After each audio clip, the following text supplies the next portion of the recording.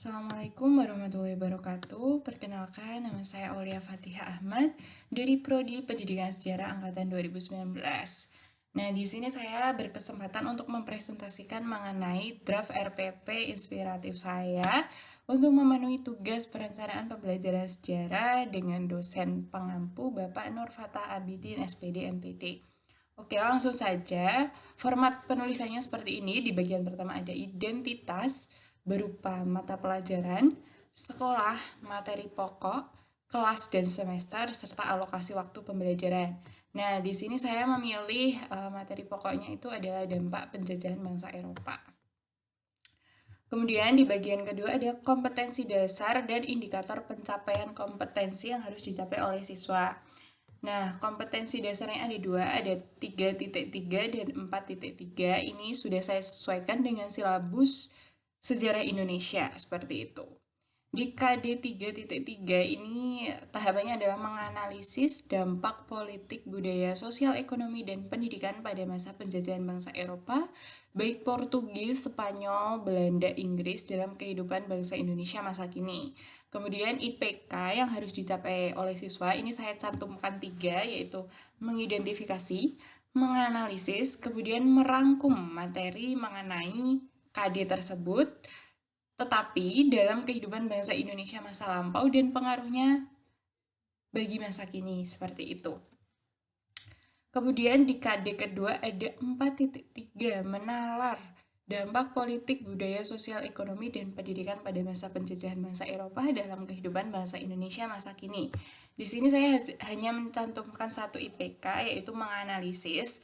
Menganalisis ini bisa dari sumber, baik buku, modul, jurnal, dan sebagainya. Nanti akan saya lampirkan di bawah mengenai KD yang sedang dibahas, seperti itu.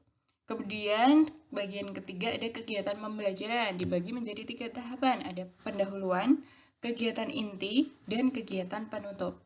Di bagian pendahuluan ini sebelum memberikan pembelajaran, guru itu memberi salam terlebih dahulu. Misalnya ya, saya praktekkan.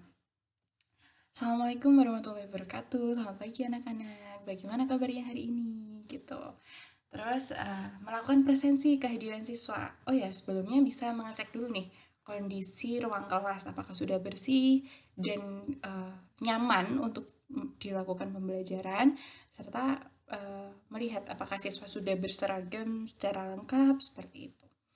Kemudian melakukan presensi kehadiran siswa, bisa dipanggil satu-satu melalui daftar nama atau bertanya, apakah di sini ada yang hari ini ada yang tidak masuk atau absen, seperti itu.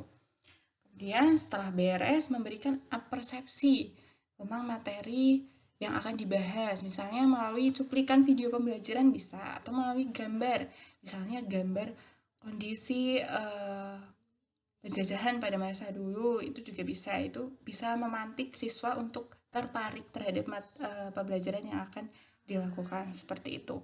Kemudian di bagian pendahuluan juga guru membentuk siswa menjadi 4 kelompok diskusi karena saya menggunakan model pembelajarannya discovery learning. Jadi saya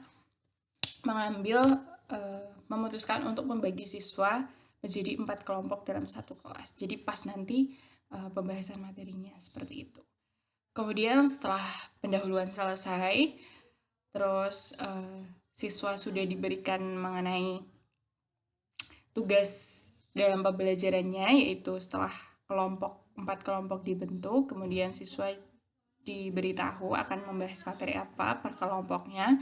Kemudian di kegiatan inti itu kegiatan diskusinya berlangsung gitu.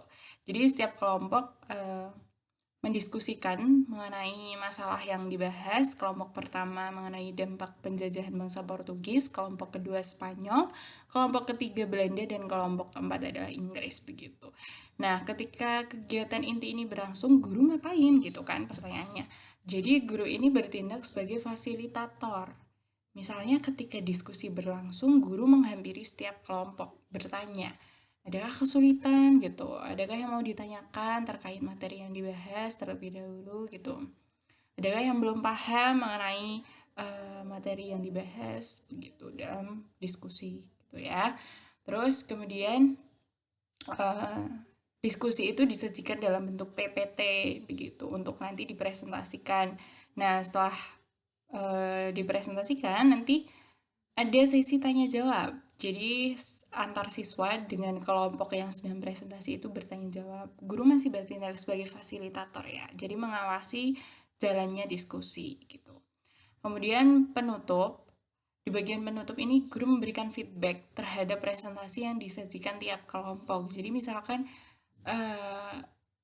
tadi materi di kelompok pertama bagaimana atau kurang apa gitu, kelebihannya apa begitu. Terus mereview kembali materi yang dipaparkan dan menyimpulkan inti daripada materi yang dibahas pada pertemuan hari ini begitu. Kemudian kegiatan akhir adalah berdoa dan salam penutup seperti itu. Kemudian untuk penilaiannya ada 3, penilaian pengetahuan, keterampilan, dan sikap. Nah, penilaian pengetahuan ini saya ambil dari tugas soal uraian, kemudian keterampilan ada lembar penilaian portofolio, presentasi dan keaktifan dalam diskusi, dan penilaian sikap ini kurang lebih sama dengan keterampilan, tapi untuk penilaian sikap ini bisa dilihat dari gerak-gerik siswa ya, begitu. Kemudian di lampiran, ada bagian lampiran ini saya melampirkan penilaian pengetahuannya seperti ini. Instrumen penilaian pengetahuannya seperti ini, kurang lebih.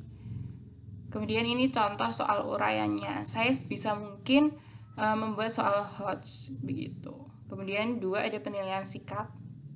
Nah, penilaian sikap ini juga bisa diamati ya ketika siswa itu melaksanakan pembelajaran di kelas dan presentasi. Misalnya siswanya rame atau enggak gitu, memperhatikan atau enggak gitu. Kemudian penilaian keaktifan siswa. Nah, ini bisa dilihat ketika diskusi berlangsung, apakah siswa itu bertanggung jawab dalam kelompok dan melakukan kerjasama dengan baik, begitu. Ini ada aspek-aspek yang dinilai. Kemudian bagian terakhir, saya juga melampirkan lembar kegiatan peserta didik atau LKPD. Ini kurang lebih sama, bentuknya adalah tugas kelompok, formatnya seperti ini. Ada identitas terlebih dahulu, kemudian ada judul LKPD-nya, sesuai materi yang akan saya bahas, kemudian tujuan pembelajarannya, yaitu menganalisis praktik penjajahan dan dampak yang ditimbulkan bagi Indonesia pada masa lampau, dan menganalisis dampak penjajahan bagi masa kini, seperti itu. Ini saya cantumkan sumber belajar dan bahan ajarnya. Sumber belajarnya ini buku paket, biasanya diberikan sekolah kepada siswa, begitu.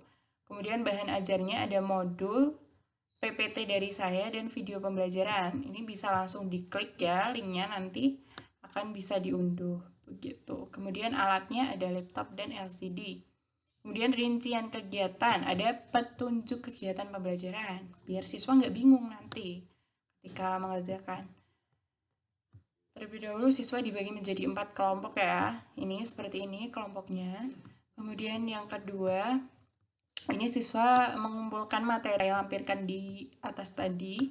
Kemudian hasil diskusinya dilaporkan dalam format yang saya cantumkan, format laporan hasil diskusinya, agar siswa tidak bingung seperti itu. Nah, kurang lebih itu RPP inspiratif yang telah saya buat. Kurang lebihnya saya mohon maaf. Terima kasih dan wassalamualaikum warahmatullahi wabarakatuh.